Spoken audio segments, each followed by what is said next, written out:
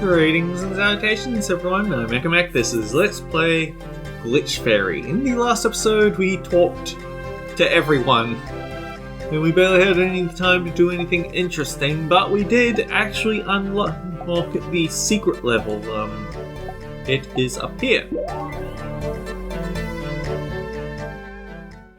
One of them, so that's weird. There's some kind of force field blocking the entrance. Maybe it has something to do with that sword over there. I don't think I can get in. I should come back after I find something to break the seal.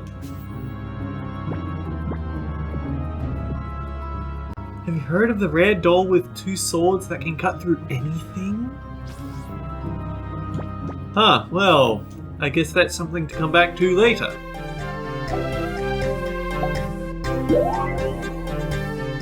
So I guess today we're going to check out Spider Cave instead.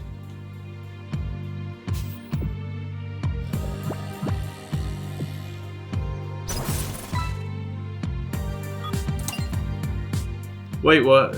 What are you? String ladder, huh?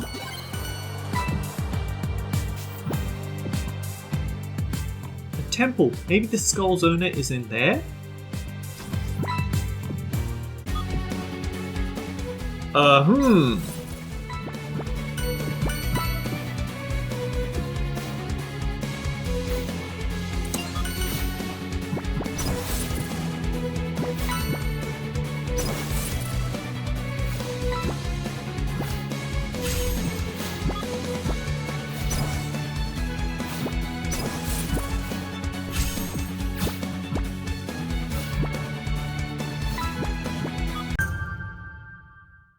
We found our rare amethyst. I'm beginning to think that we might not get to see. So amethysts are apparently a way to used for the. Basically, you get to a specific boss fight, and then it will gate you by whether you've.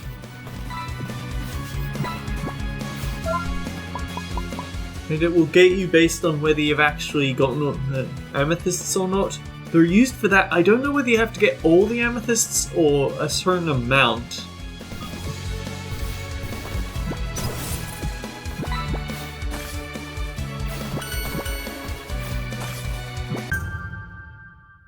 Oh well, there's another amethyst, isn't it?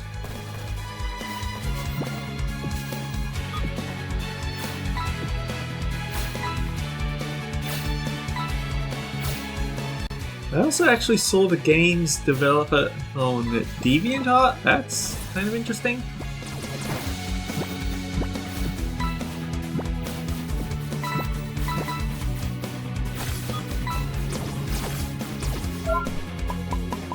Let's try this part again.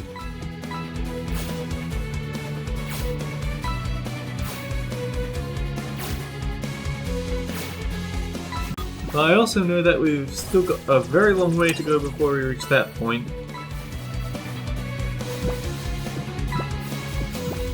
I know of at least one boss fight that we haven't done that we'd have to do in order to get there.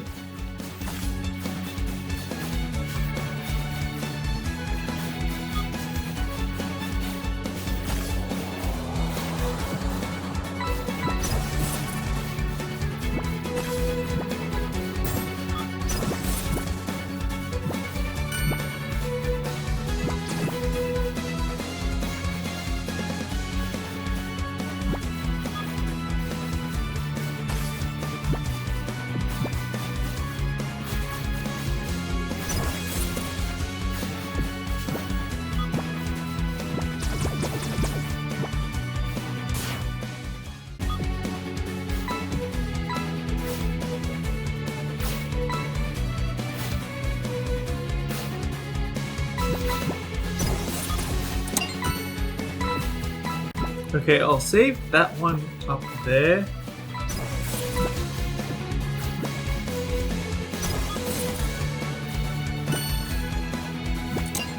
That's just a push switch that should have been quite obvious, let's be fair.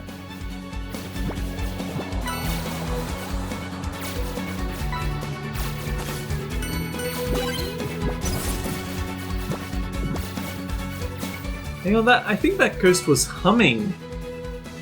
Maybe we did something horrible to it, didn't we? Don't you feel bad?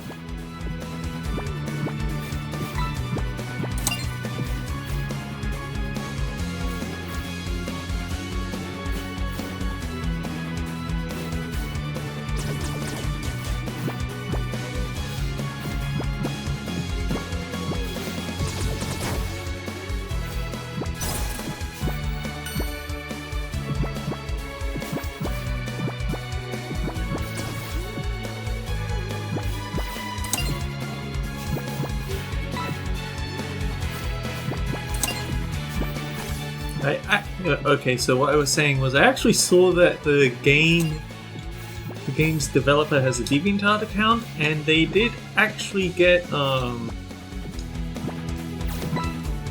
they actually gave away the game, gave a game code away for free, I think, on that page. I still don't mind that I paid for this copy though.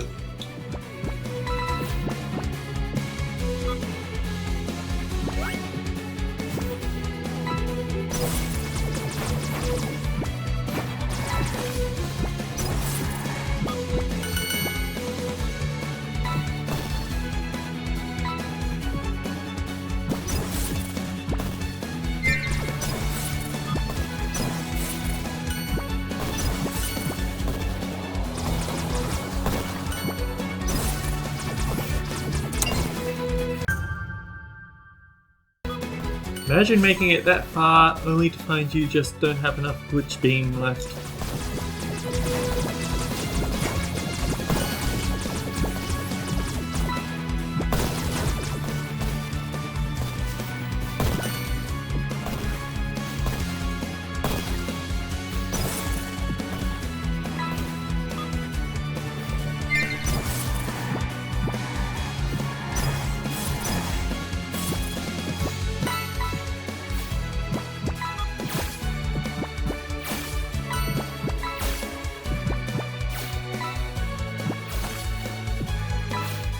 This feels like the right way, which is why I don't want to go this way.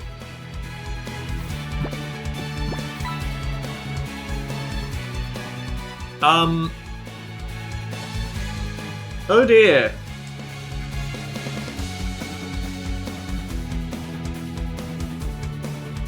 The game crashed. Oh no, the game's actually crashed.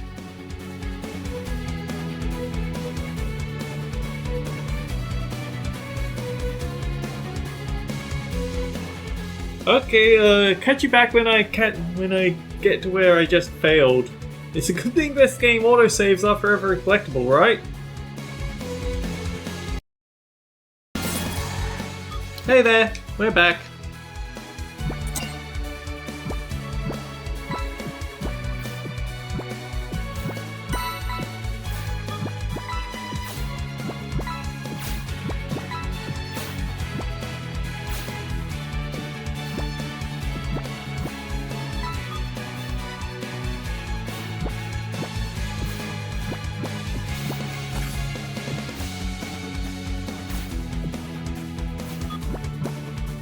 I guess that's just a faster way to get up there.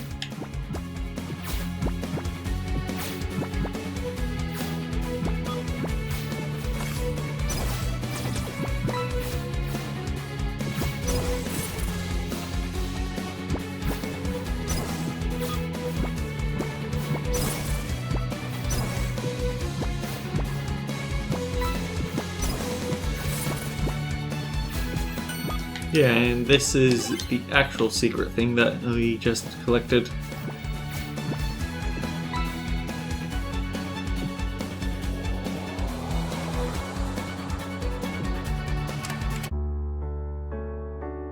Wait, what? Oh! So, I only know about one thing, and that this scene is that this character is referenced in the closing credits of the game. The Future of Demonkind, PF. Hey! Welcome to PF Industries Inc. Spillane Division. What can I do for you today? I'd like a cup of water from your water machine, please. Sorry, for employees only. Oh, that's a dumb rule. What are you selling then? We don't sell anything here, little lady. PF is here to help the Spillini Kingdom's economy flourish. I can offer advice on how to invest your coins that will benefit both you and your princess. Ugh, economy. Badassi is a big meanie. Why should I make her richer? I'm out of here. Wait, did you just call the Princess Badassia? You're on a surname basis with her? Wow, you must be pretty close. Got any juicy gossip you can share? I wouldn't say that we're pretty close, but sure I can share a funny story. One time she tried to invade Sugar Town by busting through the North Field. The thing is, that field is filled with spiky brambles. When she walked into the village, her veil was full of them and her dress was all messed up and dirty. For real? How embarrassing! My friend Sandra needs to hear about this. Anyway, business has been slow lately and I'd love to chat more with you. I live for gossip, so stop by when you have some free time. Gossip about what? I don't think I have any other embarrassing Badassia stories to share. Well, I could tell you a story about a friend who's kind of a beautiful mess. I'm sure you'd like it. Plus we could drink from the water machine while we chat. Whoa, really? You bend the rules just to talk with me? Then sure, I'll stop by as soon as I can. See you later. Wait, didn't catch your name. Oh, I'm Moni. That's such a cute name. I'm Kirilla. See you soon, Kirilla. Okay, so if memory serves, we were 8 minutes in, so 22 minutes is the cutoff point for this episode recording. Moni, are you here for a good old gossip? Yes, let's talk. Ooh, this is a new menu, isn't it? Uses Demon Queen 54, copyright C 1432. Who's your friend? Well, honey, not so fast. We need to start out with some background before introducing characters. So our story begins on the west side of Hell's capital.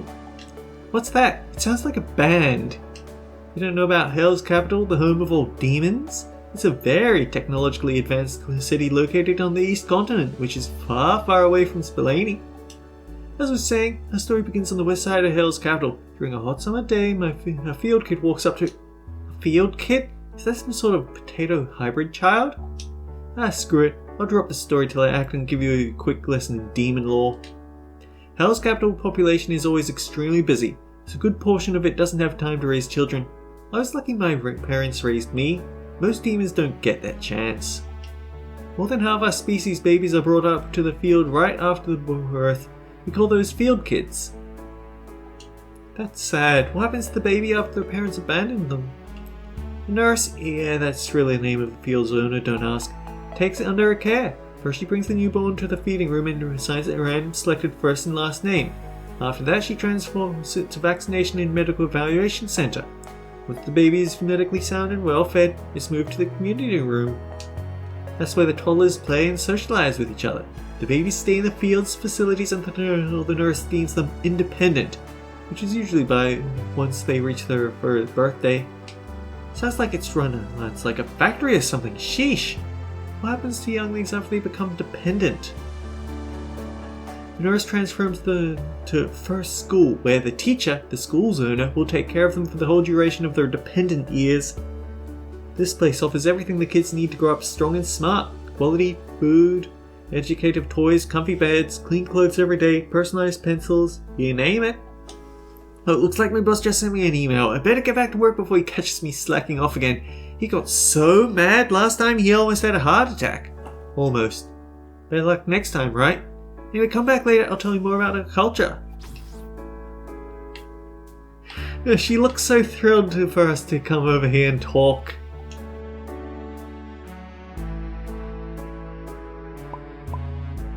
Tell me more about demon culture.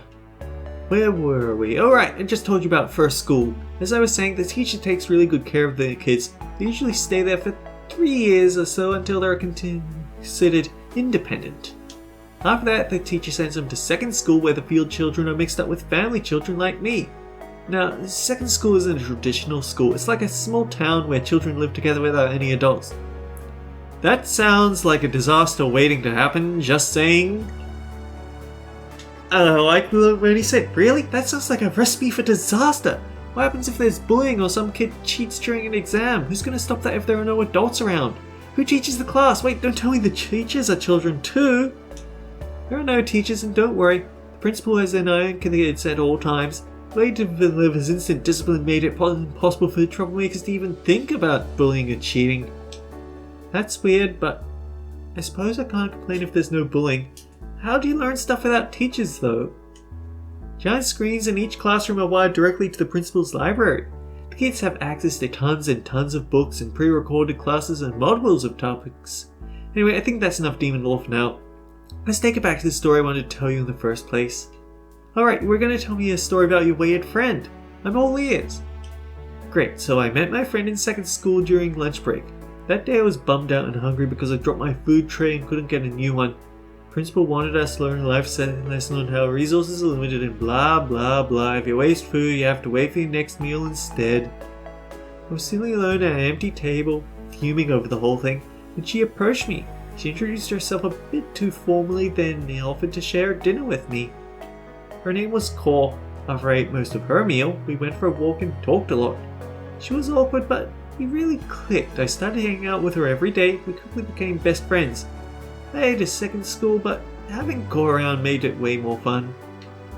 Our friendship held firm over the years, and when we turned 12, we were both sent to third school. Unlike the previous schools, this one wasn't supervised as much. There was no all-seeing authority like the principal or the teacher. They've misspelt principal. It's one of those homophone words where it sounds the same said out loud, but yeah, oh dear. It was pretty much like a human school with real teachers and everything. And just like a real human school, there was lots of bullying, and Cole was bullied badly. Oh no, how come?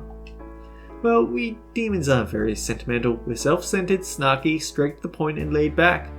Demons who show signs of weakness like anger, sadness, or hesitation are very uncommon and mercilessly ridiculed. Let me guess, she was one of those? Bingo. She regularly cried in class, read lovey-dovey romance novels, got mad when she didn't understand her homework, got crushes all the time, couldn't make a decision if her life depended on it. Felt really bad for her, so I came up with a plan to help her get through school without any trouble. I signed this up for... wait, my boss is calling. That's not good. I have to take this. I'll tell you the rest of the story later.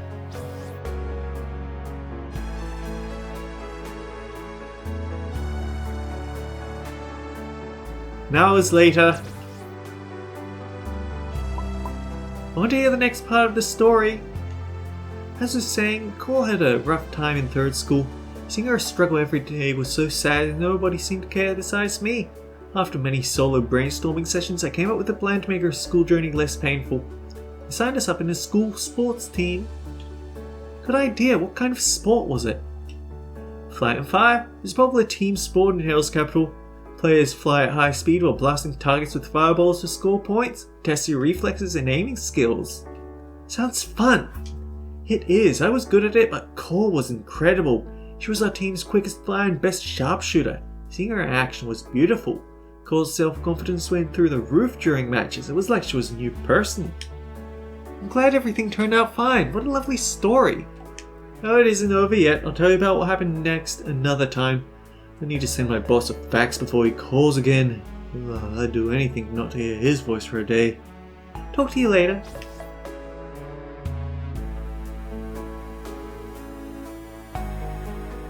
Hours later. So what happened after third school? After third school graduation ceremony, we had to move out. I was planning on going back to my parents while I found a job, but being a field kid without any family, Cole had nowhere to go. I invited her to stay with me at my folks' old house. We had no idea what we should do now that we were functional, educated young adults. After looking at our options, we decided to apply to PF Inc. Wow, you're still working for them after all these years? That's impressive. What does PF Inc. do exactly? Is it some sort of investing business? Oh no, it's way more than that. PF is Hell's Capital's wealthiest and most powerful corporation conglomerate. It started as a modest family-owned paper factory. Strategic investing and thousands of acquisitions over 404 years transformed the humble little business into a multinational megacorp. PF owns most of my country's TV channels, radio stations, fast food chains, private schools, grocery stores, and sports teams. It even has its own political party. Most people in Hell's Capital work for them. Cole and I applied for secretary posts at their biggest service point. We got the jobs on the spot. Probably because they needed to quickly fill an opening, but I see our killer looks got us in. We were given a uniform, cubicle and an apartment, and that was the beginning of our office lives. It was a tough job for sure. I was doing okay, but Cora struggled with the daily stress of office work. She couldn't keep up with the endless amount of paperwork piling up on her desk. Often stayed overtime to help her close files. Fortunately, Cole was still regularly competing in Flight of Fire League. I'm pretty sure that kept her from cracking. The more time passed, the more we got used to the daily grind. Eventually, Cole was assigned to the night shift. It was a real bummer because we couldn't see each other as much. Still, she made sure to come by my apartment for breakfast every morning after she got out of work. Well, one day as I was waiting for Cole to get to my place as usual, I got a strange text from her. What's a text? It's like a letter, but it gets to the person you're writing to instantly. As of now, sending texts is only possible with Hell's Capital, but I'm sure you'll be able to use them one day if Spillane welcomes our tech. Whoa, really? That'd be awesome. So what's the strange text? How are you sending texts when you're still using fax machines? I don't get it. She said she was jumped in the parking lot when she left the office, but a homeless human witch saved her. Whoa. Suddenly this connects. I was suspecting it would, but now I have confirmation. Sounds like she made it up to mess with you. I know, right? That's what I thought too, but it was true. When I went to check on Cora at her apartment, there was a human on her couch. A lanky blue-haired female dressed in a dirty hoodie and ugly yoga pants. Before I could say anything, the human jumped up, shook her my hand, and introduced herself as Erin Purpleen. She said she'd been living on the street for weeks, and Cole let her stay at her place until she got back on her feet. Luckily, the two got along very well. I was happy for Cole because I'd just been promoted and had to move to Spillane the following year for my new job. I didn't want her to feel alone. I thought about buying her a dog to keep her company, but a human was way better. Humans aren't pets, you know. Well, you didn't think about... Oh, damn, is it really past 5? I've got a meeting with my dear superior in exactly 2 minutes. Sorry, I'll tell you the rest of the story another time.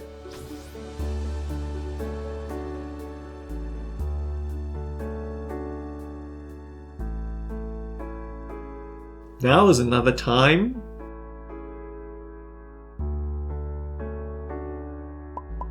Tell me the rest of the story, please.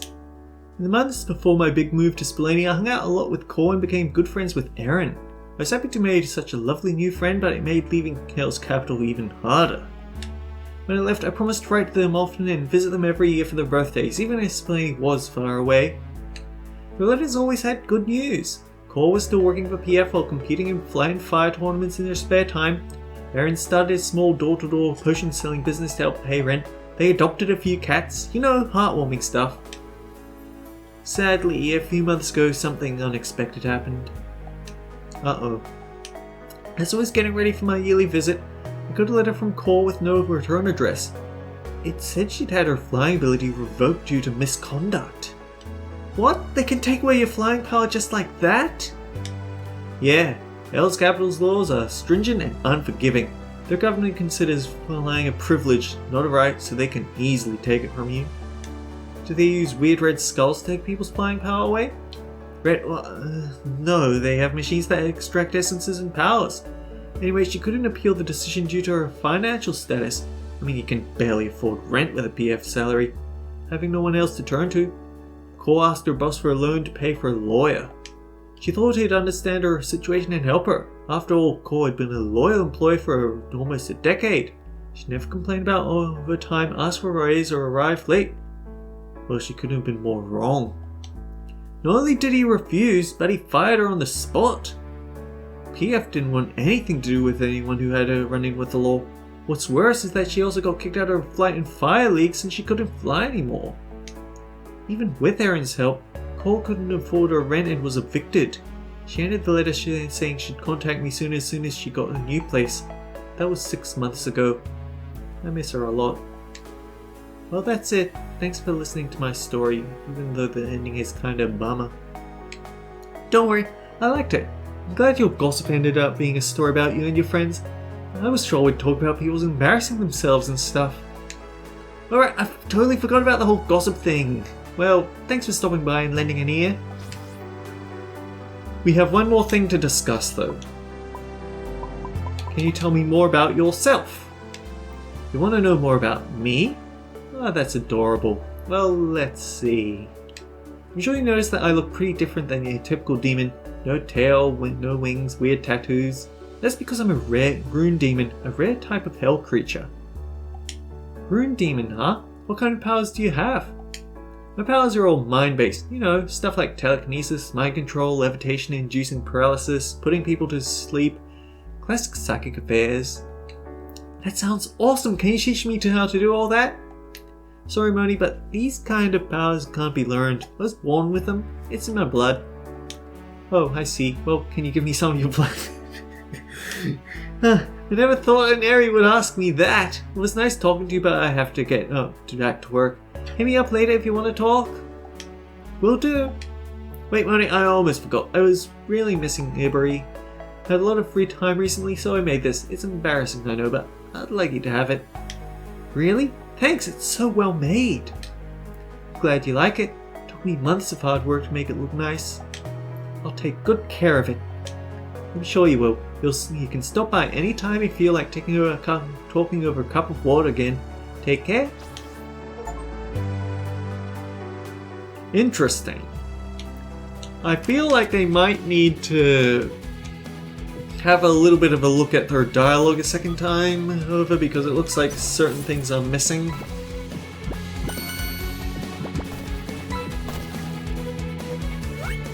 Oh wait, we need to push this butler over there.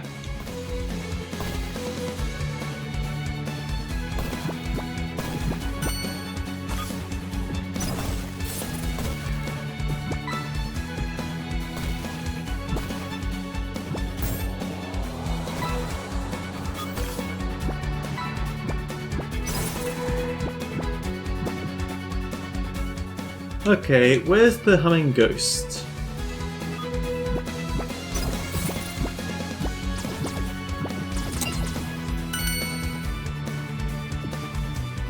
Hey, we can afford rent now!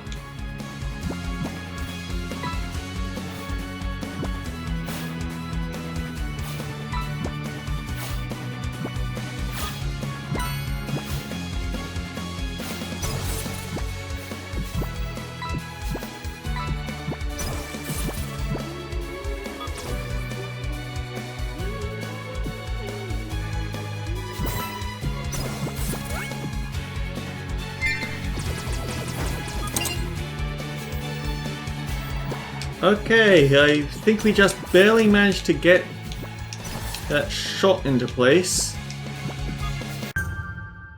We got a rare amethyst.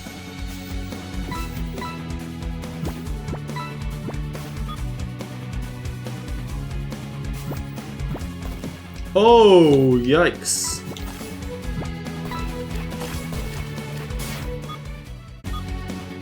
Well, we don't have enough for rent anymore.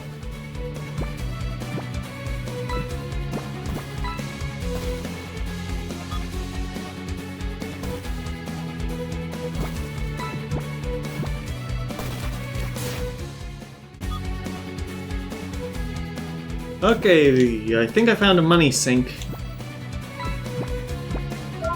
Actually, you know what?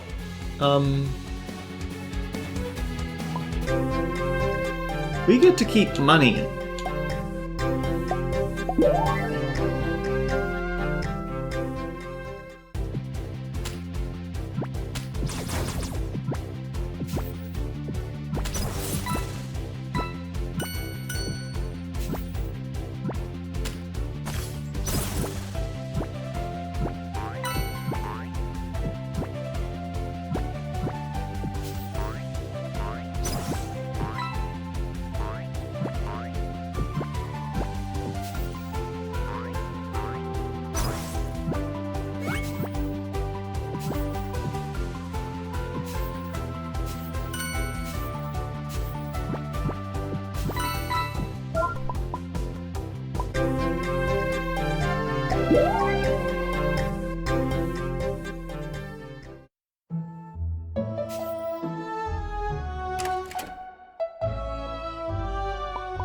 I have coins for your college savings. You're the best! I'm blessed to have met you. Yay! You better look out, college, because I'm coming for you. So yeah, off screen I'm going to redo all that level again, and we can start next episode actually in position, so...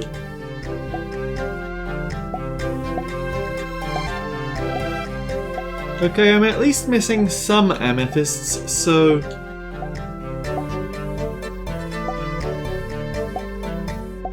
I might also want to go back here and have a look for that treasure, but either way, until next time guys, take care, I'll see you all around.